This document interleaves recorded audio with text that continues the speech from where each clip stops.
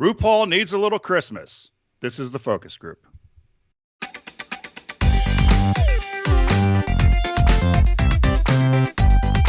They're all business, except when they're not.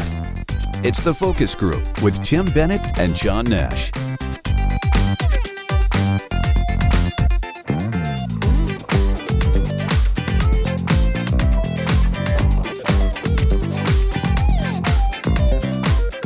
Hello, everybody, and welcome to the Focus Group. Tim Bennett here, as always, with my good friend and co-host, Mr. John T. Nash, on November 24th, the day before the American of all American holidays, Thanksgiving.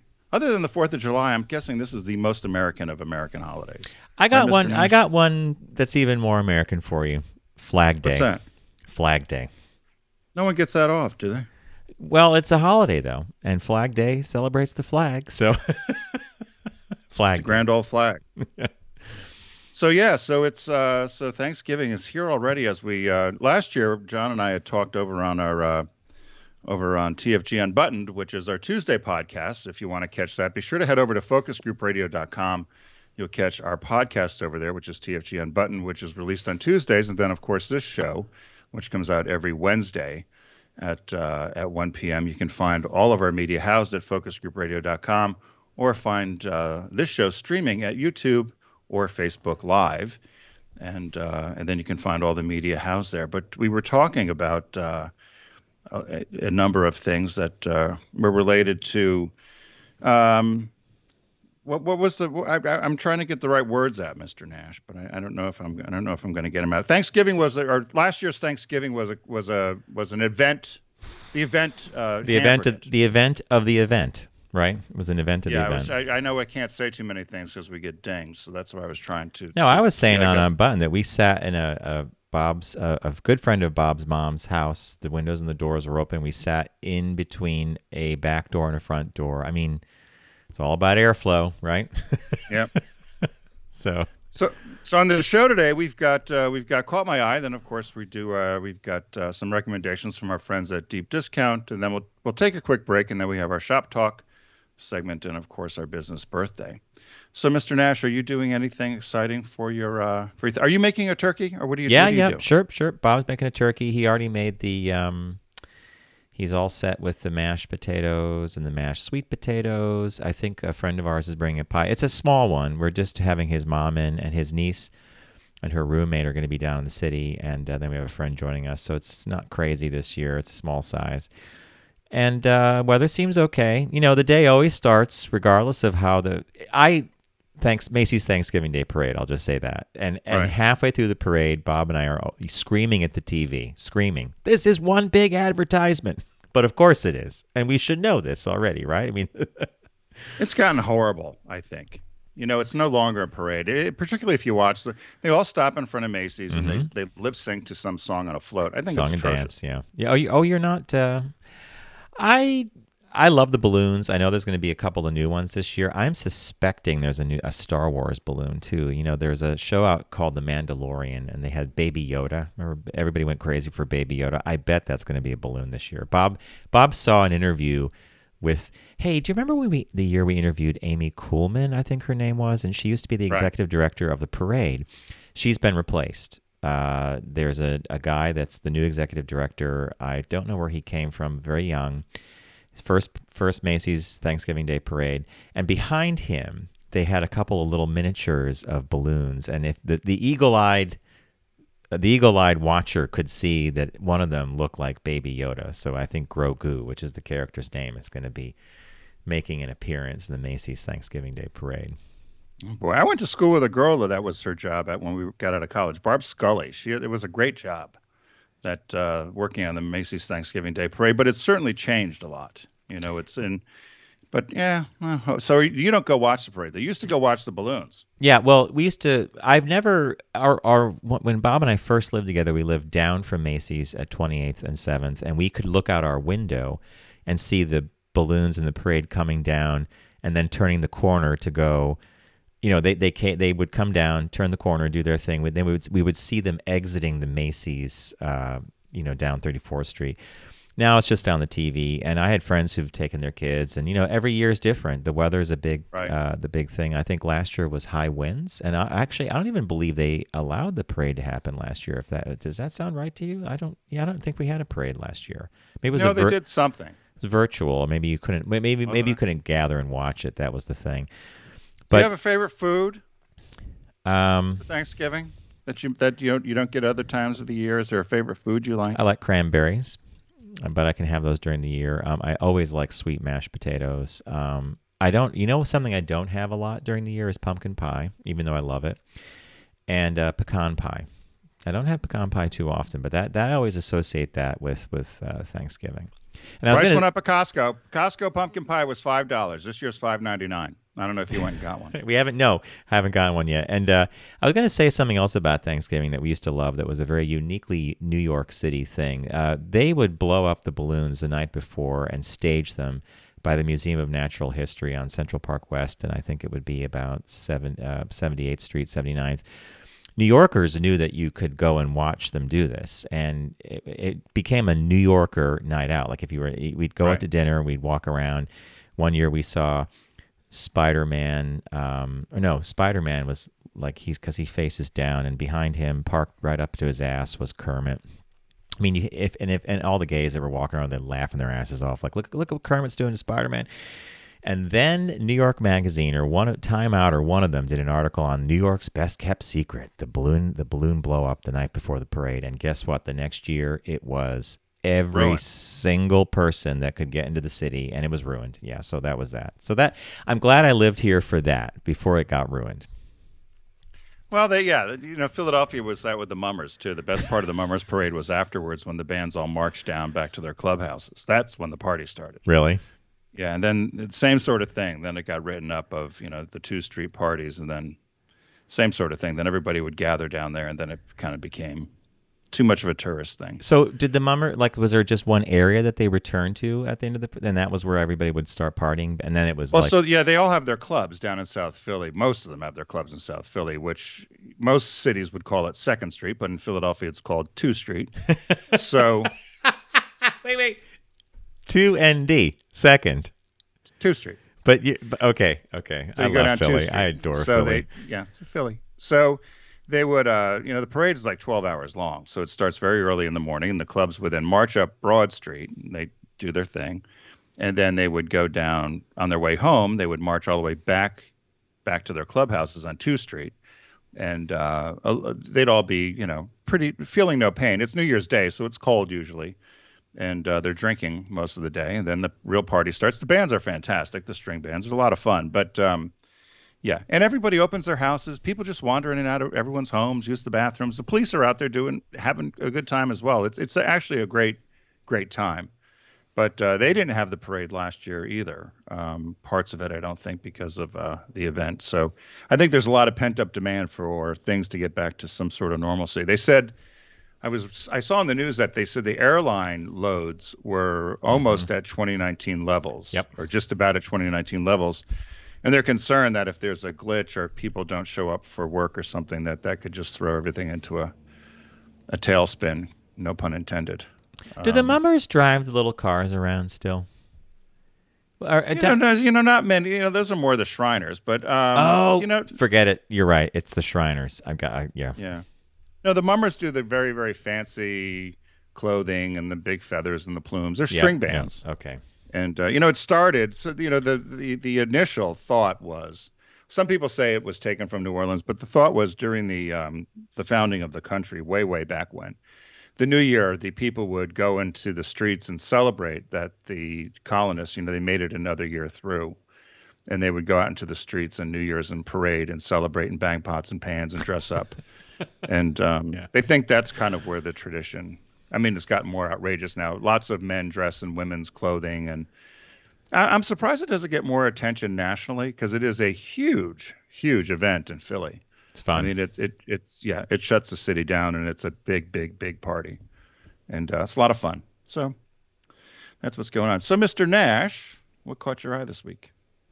What caught your eye? Here's what Tim and John found. Another email snafu caught my eye. It's a minor caught my eye. It's not going to take us too long, but it basically the headline reads this: "You should never find out that you are someone's second." New York Times has a column, and it's about it gives workplace advice, and so you could send letters in, and you're anonymous, and a woman responds, and so here's the letter that caught my eye. After 18 months of being unemployed, I finally landed a job. It's within my field of study, and I generally love what I do. My new colleagues welcome me warmly. The person who I work directly under even went on a long speech about how there were a number of very qualified candidates, but I was chosen because I clearly showed passion and a strong background in the field. Not even halfway through my second day, however, I was added to an email chain that indicated I was not the first choice. The initially selected candidate rejected their offer because they could not reach her price point. I was announced as the hire, to which the response is unfortunate, too bad, and onwards and upwards followed. Obviously, I was not meant to see this email. All of these individuals are on the hiring committee, and I will be working directly with or under them. What an awkward and unfortunate way to start a work relationship. How should I proceed in the face of their disappointment? And what to do regarding the colleague who blatantly lied to me about being chosen first? I'm trying to hold my head up high, but admittedly, it is quite difficult. Signed, Anonymous. So how many times have we said here on the focus group, right? You got to be careful with email. And how the hell did a new hire get added to a chain where they're talking about the disappointment of the one that got away, right? Well, the woman who writes the column answered it this way. She said, "This has happened to me a couple of times and it hurts. It just does. It makes you doubt yourself and distrust your colleagues, and it sours the entire experience." I would end it right there, but she goes on to say, "But their disappointment is not your problem to manage. And I imagine they are more dismayed about not working with their first choice than about having to work with you. That is little consolation, I know, but candidates turn down jobs all the time. Then organizations move on to the next equally qualified candidate. Your new colleagues are entitled to their disappointment, I suppose, but they should learn basic email functions and stop being so careless. What they did is tacky and deeply inconsiderate." And then she finishes by saying, "And do what I did when I was included on one such email. Save it forever, burnish their names in your memory, and plot the pettiest revenge you can imagine." Now, isn't that our style, right? Now, the one I have the problem with on this sort of thing, you and I have talked about this, is the iPhone or the messaging apps where Yes. you send Group texts, yeah. the group text thing, or the text, because a text will come in and you think you're responding to it, and it may have responded To someone else, yeah. something else that you've read. And with email, I've got mine, you taught me this, to set it up that I have 30 seconds to recall an email. Mm-hmm. Which was the smartest thing you've ever taught me. It's helped me a couple of times where I've sent something by accident. And I wish they had that function with the messaging app. I don't know why they don't. I would think they could build that in, don't you? Yeah. Because there's times I've hit it and it said, "Oh, SHIT, I can't believe that I sent that text. It went to the wrong person." And then I'll either say, "Sorry, I sent you this," or, intended for the wrong person. It's interesting behavioral thing that you just picked up on. I now double check the name at the top of the feed that I'm sending before I hit send. I just make sure it's going to the right. And it's just became, because I did what you did. I've done this 3 or 4 times. Luckily, it was innocuous.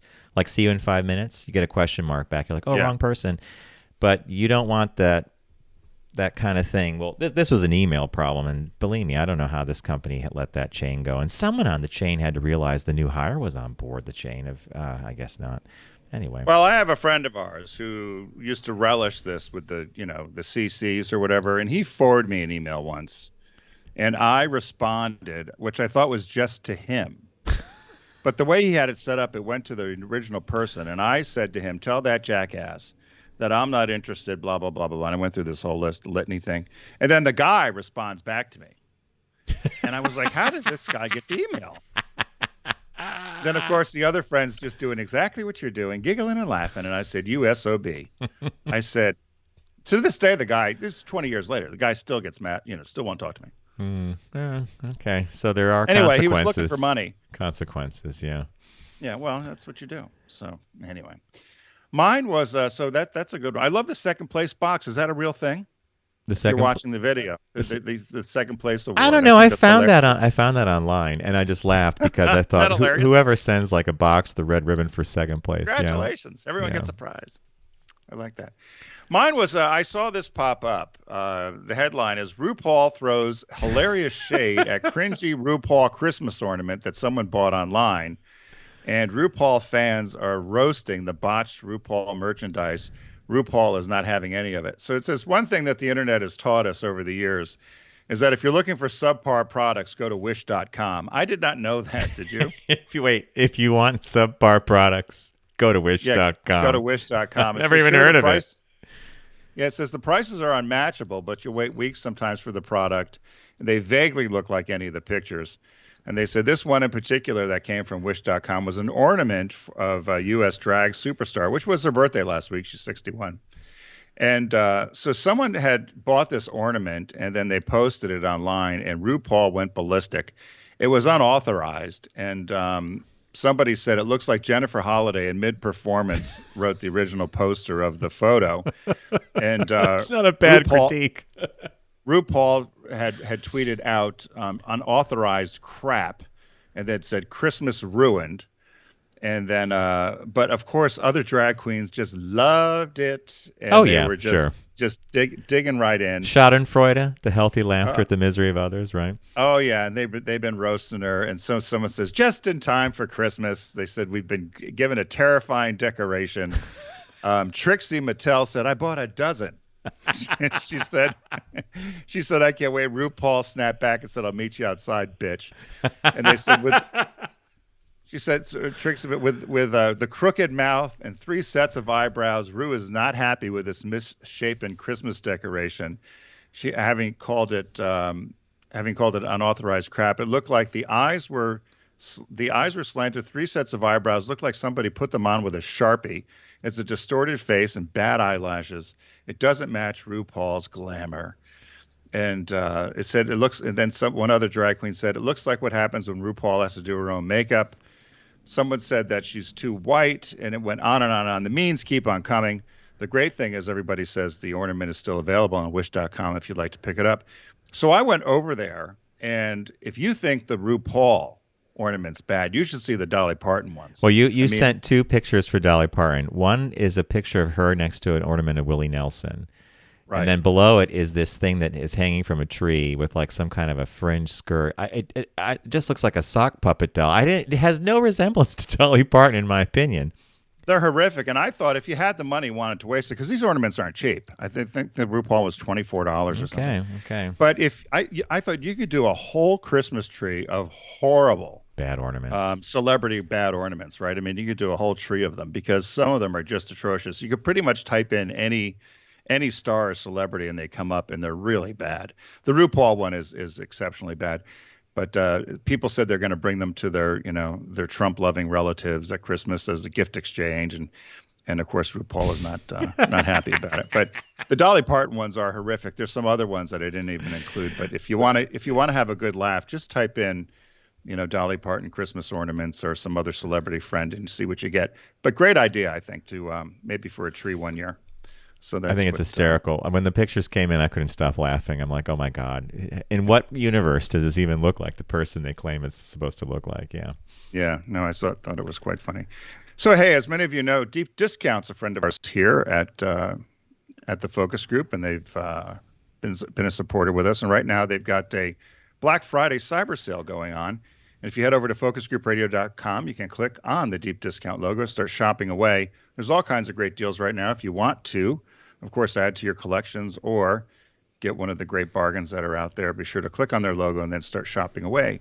So what did you find this week, Mr. Nash? I went for a classic, a Blu-ray and digital copy version of Tim Burton's The Nightmare Before Christmas. It's a stop-motion film that really took a long time for me to fall in love with, but it follows Jack Skellington, who is the Pumpkin King of Halloween Town. He discovers, after he chases his dog into a wooded area, he falls into Christmas land and discovers Christmas, and he decides he wants to do Christmas, and it goes from there. It's a really, really well done film, great music in it, and It's now become one of my Christmas favorites. As I said, though, took me a while to warm up to it. It wasn't my favorite film at first, but I guess that's how we fall in love with some of them, right? Like the B-sides of albums. Not your favorite track, but eventually you fall in love with it, right? Nightmare Before Christmas, good one. I had picked also a Christmas themed gift this year. Mine is this week the original Christmas Specials collection, which was just released. I love it on November 2nd, 2021, and it comes with five different Christmas specials on Blu-ray. And the first one, as we all know, Rudolph the Red-Nosed Reindeer from 1964. The second one, Cricket on the Hearth. I don't remember that. Don't remember that one either. No. But it's done by Danny Thomas, who has a special place in my heart because I had a colleague who allegedly, got her way through college by dressing like a kitty cat and visiting him once a month for tuition. That's a whole other story. Allegedly. And then The Little Drummer Boy. I love Little Drummer Boy. 1968. Frosty the Snowman from 1969 and Santa Claus Coming to Town from 1970. As I always say, I love putting these things on, put the sound down, you have people over for cocktails or holiday, and just let them run in the background, and they really spur some conversation. So you can pick it up at deep discount. It's $24.99 for the Blu-ray. Yeah. It's a special deluxe edition box set, and or for a cheaper version, you can also get the DVD. And the new release this week, folks, is a movie I've been waiting for Criterion to do for like ever. It's Citizen Kane, and it's the Criterion Collection version of Citizen Kane. So it's loaded with extras. The print's going to sparkle. It's on 4K Ultra HD. It's $41.99. Tim and I say of the Criterion Collection, it's the Good Housekeeping seal of approval. It's the gold standard. U.S. used to be on the gold. Right? Where the gold standard is. Criterion Collection. It's one of my favorite films, and it's one of cinema's like top films. I mean, Orson Welles did an amazing work with this, including him and his Mercury players.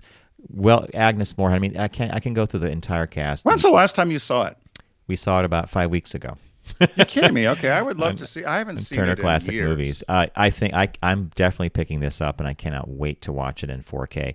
And as an incentive for all of you listeners, if you buy something from Critics' Choice Video or Deep Discount between now and the end of the year, send us what you buy, a picture of it with the packing slip, and send that to letters@focusgroupradio.com along with your address. Again, letters@focusgroupradio.com, a picture of what you bought with the packing receipt, and you're going to get yourself a pair of Focus Group Radio socks. They last almost forever, and the color that we have right now is purple. So I'm going to review again. We're going to go through here. It's a Black Friday holiday sale. deepdiscount.com. Go to focusgroupradio.com first. Click on their logo.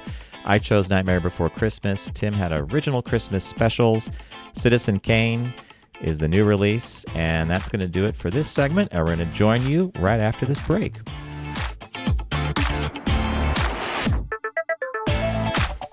You're listening to The Focus Group with Tim and John. Learn more at focusgroupradio.com.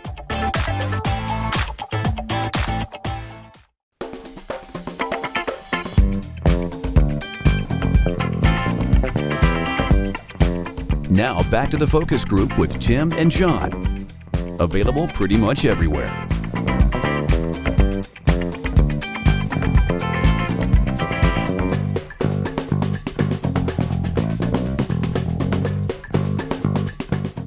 Welcome back to the Focus Group, everybody. We hope you're having a nice Thanksgiving, because we know most of you are listening to us on Saturday because you like the audio version, but you can catch the video version on Wednesdays, of course.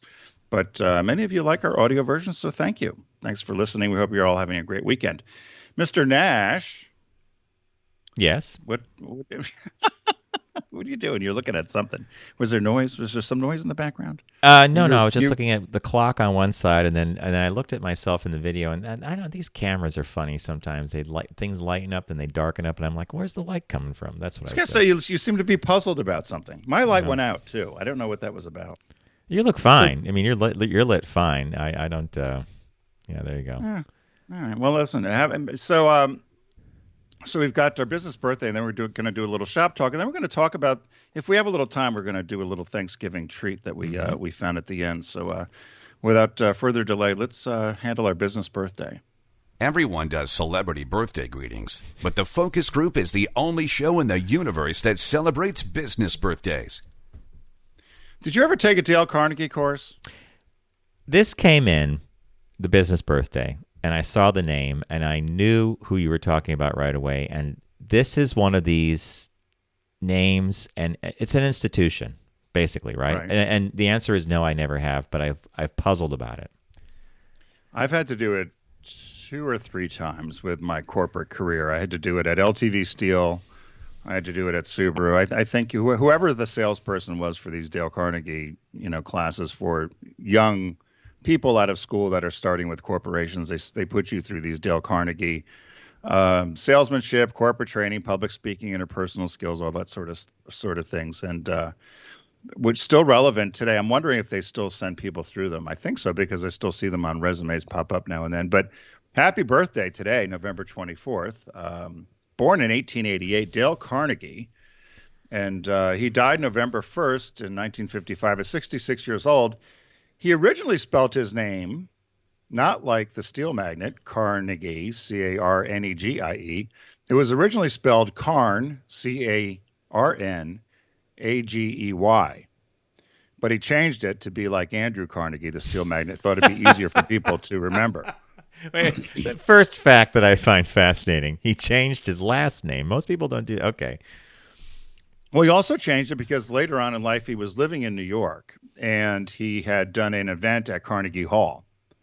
And even though their names were said the same, his was spelled differently. So he thought, you know what, this is a famous place. Andrew Carnegie's famous. I'm going to change the spelling of my name.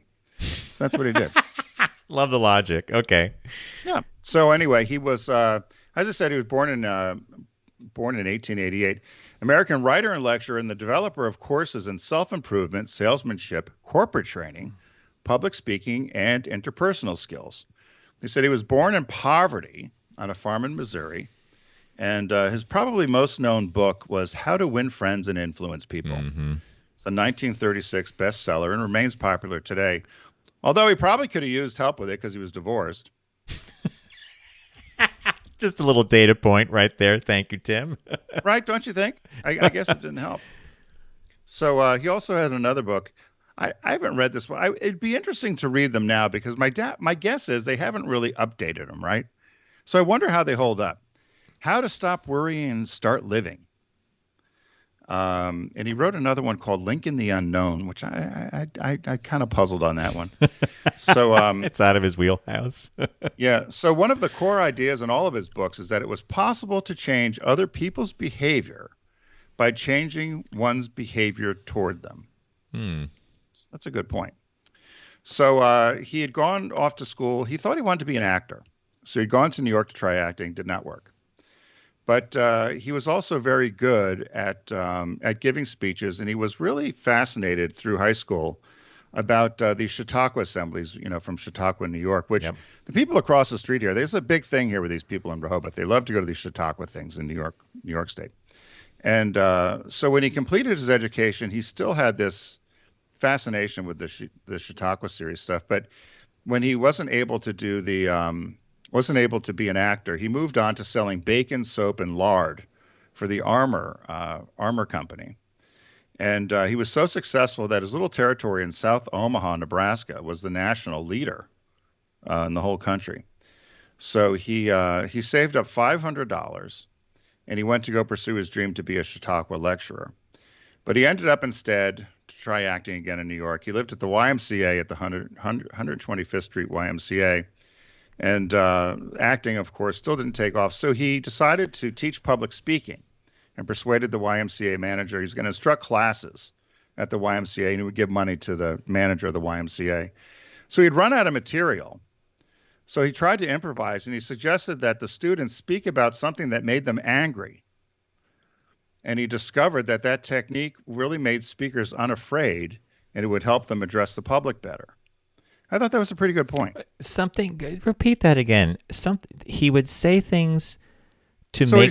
So when he starts teaching these people about public speaking, and everybody's fearful of public speaking at one time or another. Yes. And you always hear people say you get scared for a speech. We've all had it happen to us.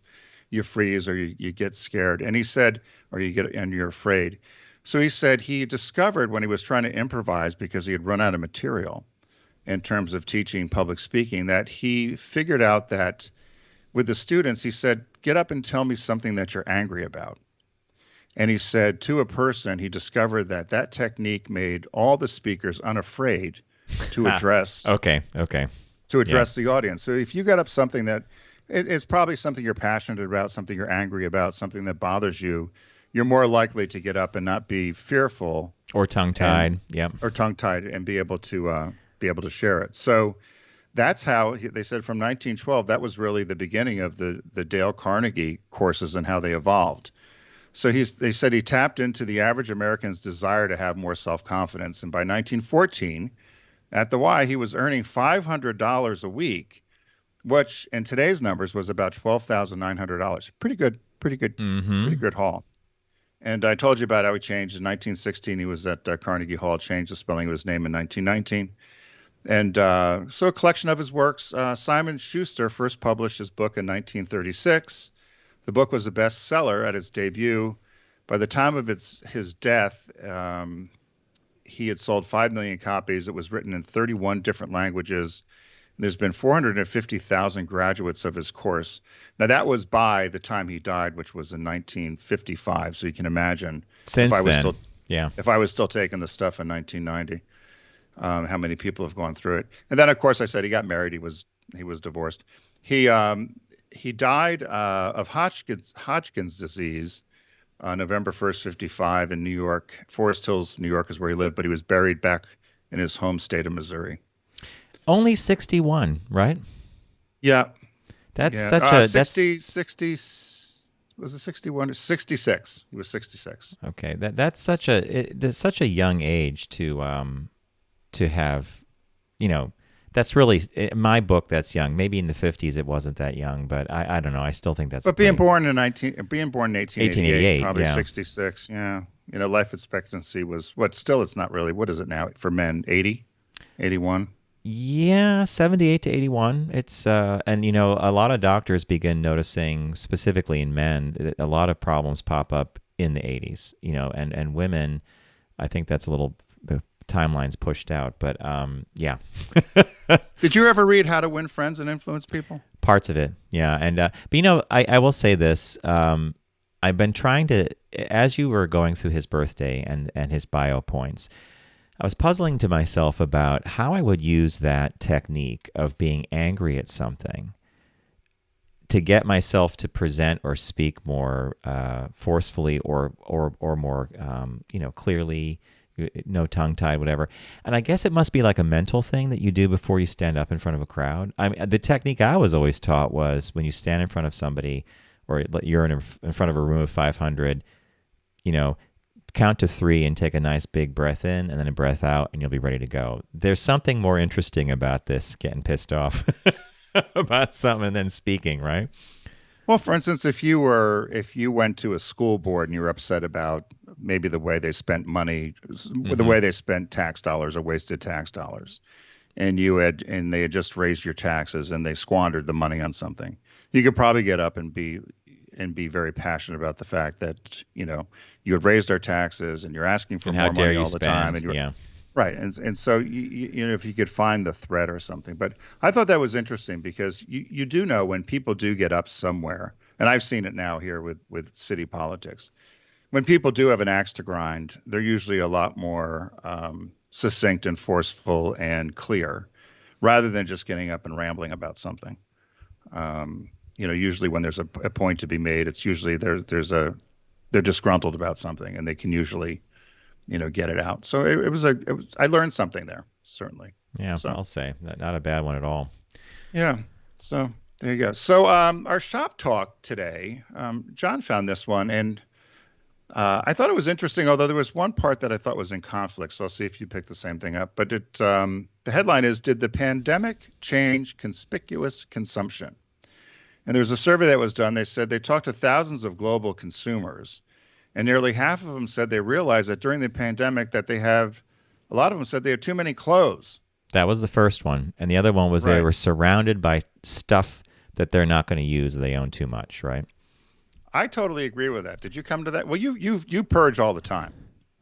Well, the thing with clothing in particular, right? Like I open my closet in the city now and then, and I just stare at it. And it got severely edited and downsized when we moved uptown, I could still get rid of more. Yeah. There's like, I bet you have 4 shirts that are your go-to shirts, and there's maybe 2 pairs of jeans that are your favorite jeans, and there's 3 pairs of shoes that you wear all the time. Guess what? That's all you need, right? If you told me I had to go upstairs right now and get rid of 10 shirts, I could do it pretty easily. Yeah. And you already got rid of a bunch when you did the move and the sale. I wonder. The article goes further into this notion that consumers seem to be more aware of sustainability, and this. I wonder if this is where you kind of scratched your head, like, really? and they basically claim that people are now saying to researchers that they're thinking more about what they're buying before they buy it. I'm not entirely bought into that one yet, but that might be just me. The one part that I pulled out that I thought was in conflict with the whole article, it says, it's about 4 paragraphs down. It said, people started resetting their priorities about consumption because of the pandemic, she said. And many are deciding that they want to buy fewer, higher quality products that last longer. So I would think if you buy, I didn't understand that. They want to buy fewer, higher quality products that can last longer. So, if you look at it from a fashion point of view, there's a famous actress, I think it was Audrey Hepburn, who used to buy, like, she had like one beautiful black dress or one cashmere sweater that cost a lot of money, and then she would travel or have less expensive items to surround it with, but that dress and that cashmere sweater were like keys to her wardrobe. And so with a guy, it would be you buy like a really nice pair of jeans or shoes. Maybe you don't worry so much about, you buy your T-shirts at H&M or something like that, like H&M would make sense. And then you don't worry about some of those items. That's kind of like what I was thinking of.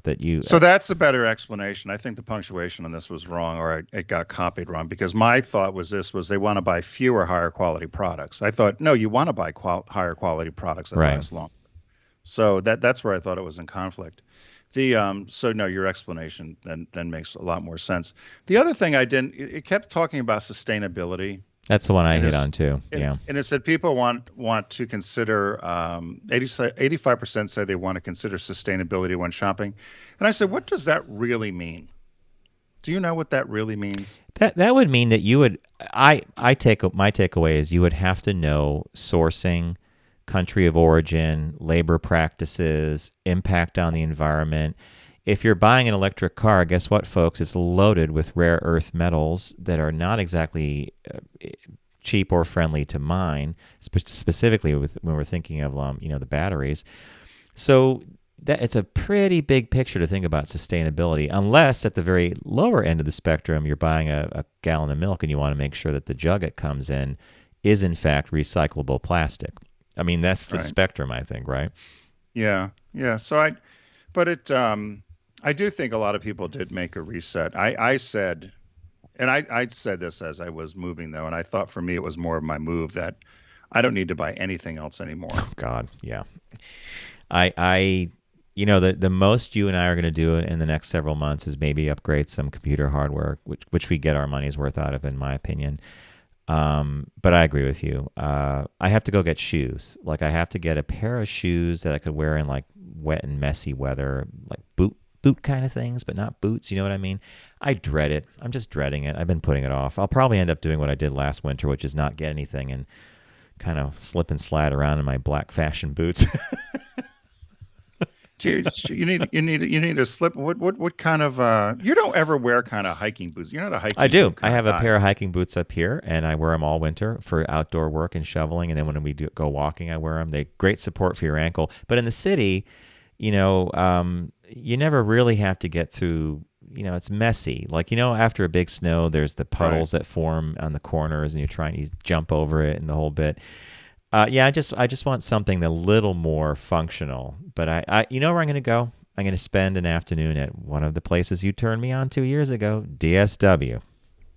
Yeah, I was trying to figure out what would be the smart shoe to get, though. I don't know. That's a tough one. I always wear my yellow bean boots. Which I see everybody wearing them in the city too. They're very practical. It's like the duck boot, right? With the rubber. Yeah, very practical. They can't be slippery though. So. but I wear those all around. But yeah, no, I thought this was a good article though. So thanks It for playing. was because it was just one of those things that confirmed what you suspected deep inside, which was all this time spent indoors has reminded us that we already have a lot of stuff. Yeah. So hey, in honor of Thanksgiving, there's been a lot of chatter, which I've noticed, and John mentioned this last year that they've taken one of the major networks that used to always play the Charlie Brown CBS did, Thanksgiving, yeah, CBS. They've taken it off, and you can stream it or find it other places. But actually, last night free. it was on a couple of other channels too. I noticed down here, at least where I live, and it was also on PBS, which I thought was interesting. But the Charlie Brown Thanksgiving Christmas show, and it says this headline I saw says celebrate Thanksgiving with one of animation's oldest gay couples. It said before Trey Parker and Matt Stone created the empire of kitty satire, political commentary, and jokes that is South Park, another great artist built a career on send-ups of American childhood, Charles Schultz. And they talk about how short order Charlie Brown is trying to put together this Friends Thanksgiving. And then, of course, then it immediately touches on some of the characters, particularly Marcy and Peppermint Patty, who many people speculate were a couple. And I did not know this. And it said Marcy was modeled on lesbian tennis player Billie Jean King. Now, in another article, it says it was Peppermint Patty who was modeled. I'm looking at the other one. So you're looking at the first Yeah, one. I'm literally, the paragraph I see says, I don't think Peppermint Patty was directly inspired initially by Billie Jean King, but certainly his friendship with her informed a lot of the sports stuff that Peppermint Patty was into and her tenacity about doing well in sports. So I think it was right, Peppermint, yeah. right. But Marcy looked more like Billie Jean Yeah, King with the correct, yeah. glasses and da da da. Da. But so it talks about the Peanuts and how they were very, very much ahead of their time, and they've talked to Schultz about it, and he was good friends with Billie Jean King. And then at the very end of the article that I think you're looking at, John, where they asked why does Marcy call Peppermint Patty sir? Did you see at the very end there? It says, as for why Marcy calls Peppermint Patty sir, there's no clear explanation. Quote, I asked Schultz one time because to me that's just super funny, Braddock says, this woman who was interviewing him. He jokingly turned to me and said, I have no idea. Marcy's a very strange little girl. And I laughed at that because if you've ever met comic book illustrators or people who create characters and bring them to life, they talk like this. Like, Marcy's a very strange little girl. So however he invented Peppermint Patty saying sir, Right. And Marcy doing it too, like, that just came out of him, and he doesn't really know why, and everybody wants an explanation, but it's just a strange girl. But she was, Peppermint Patty was a young female character, was a tomboy, didn't wear dresses. In the 70s, this obviously was, 60s, 70s, very unique thing, and it showed little girls that you could be different, you could be empowering. Knew a lot about sports, and of course there was a lot going on with Title IX. And so as a political commentary, I guess we didn't know it at the time as kids watching this, right? And probably our parents didn't pay much attention either. But they talked about how it's great to revisit some of these shows again and take a different eye to them and watch them. And I haven't watched the Thanksgiving special in years. Have Neither you? have I. For me, the Peanuts, Charlie Brown and the Great Pumpkin, am I thinking if that's the right title for, it was the Halloween special. That's the Halloween one, yeah. And of course, the Charlie Brown Christmas probably gets the biggest play of them all with that little tree and the whole bit. But, Schultz actually was an interesting guy. He died in 2000 at the age of 77. And upstate here where I'm at, one of his homes was up here actually, and he was very, very well known and liked. And this Braddock person who interviewed him says he was a very fair-minded person when it came to women having equal pay for sports and equal access. So again, we have to remember that he died in 2000, but he really was at the peak of his career, I would say in the 70s, right? Right. Late 60s, 70s. So for him to be that forward thinking at that time period was pretty amazing. And he was friends with Billie Jean King. So that, I have no doubt that there were little inspirational things that popped in. But what a fun little article. And Tim, when he sent me the links to these, there was about 3 articles that Tim had bookmarked because they all kind of said the same thing, but someone would say Marcy was this, Peppermint Patty was that. So I think what I love about content like this, or about something as cherished as a Peanuts thing, is we read into it what we want to see, right? And the fact that people can read into it and see Peppermint Patty or Marcy as possibly being a couple, it might not have been intended, but it's interesting that that's what you can take away from it, right? Well, we all knew kids like that, right? Yeah. We all knew kids that were tomboys or boys and girls that maybe, were different, right? Yeah. We all grew up with kids that we saw and reminded us of these Peanuts characters. And it's the same thing when it becomes Christmas time with Rudolph the Red-Nosed Reindeer, all the different coded characters that were in there, right? The Land of Misfit Toys and Yukon Cornelius, yeah. the bear, the little twink blonde hair wants to be the dentist. Rudolph doesn't fit in. The dentist doesn't fit in. They run away from home. They're not accepted by the family. I mean, it's a whole. When you think about it, right, a lot of it is very much. Why am I such a misfit? Misfit. Yeah. Now, of the two, by the way, and not that we're moving off the Peanuts, but Rudolph versus Santa Claus is Coming to Town. Bob knows that if I'm in any kind of a mood around Christmas, and I do get in a mood, if Santa Claus is Coming to Town comes on, you just put me in front of the TV and wait for 45 minutes or however long, an hour. And when you come back, you're going to find a very different John. Because John, you like Santa Claus is Coming to Town. Why do you like that one so much? I know every song. I just love it. I don't know why. I like the Winter. You like the Jingle Jangle Winter Jingle Warlock. the Burgermeister Burger. Here we go. See, how can you? Where's the Jingle Jangle one come from? Jingle Jangle Jingle. You can hear my sleigh bells ring. I am old Kris from Kringle. Rudolph, I'm isn't the it? king of jingling. Yes, I think it is. And Rudolph, if you pay attention to the song lengths, they are so short. It's like bump, bump, bump, bump, bump, bump. Song's done. You're on to the next one. Yeah. All right. Here we go. I still will never forgive you for the time when we were in OutQ and the Shade 50, or what's the Shade channel, the hip hop channel next door to us? The studio behind us. They had some woman in who was wearing like a singlet. One of those Borat singlets with her boobs hanging out and she's hanging huge over the high railing. heels. Yeah. Paul Hagen and I were she had a Santa hat on, her boobies were hanging out. We're trying to get her to come in to our studio. And I was doing a Rankin Christmas Bass. Chair. Yeah. No, I'm doing my Christmas. John's like, I'm doing my Christmas song game. I'm doing the Christmas song game. And Hagen and I and James and all of us are trying to get, the woman to come in. You had your back, so you couldn't see her. We're thinking this would be. Anyway, time's a thief. We got to wrap it up, folks. We want to wish you a very, very good and safe holiday weekend. Stay tuned. Thanks for tuning in with us, and we'll see you in the new week.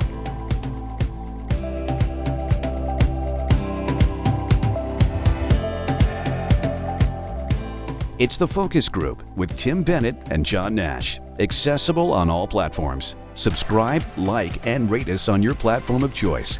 Learn more at focusgroupradio.com. That was a stunning focus group.